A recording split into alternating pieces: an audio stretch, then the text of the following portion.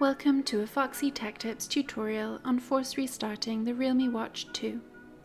If you find this tutorial helpful, please consider subscribing to my channel and liking the video. This can be helpful if your watch screen freezes and you can't restart it the normal way. Hold down on the watch's side button. The power menu will appear.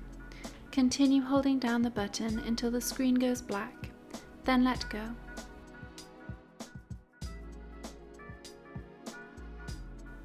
Your watch will turn back on again after a moment.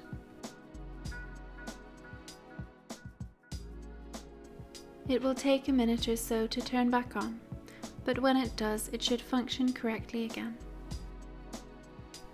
And that draws an end to this tutorial. Please like the video if you found it helpful and subscribe to Foxy Tech Tips for more Realme Watch tips and tricks.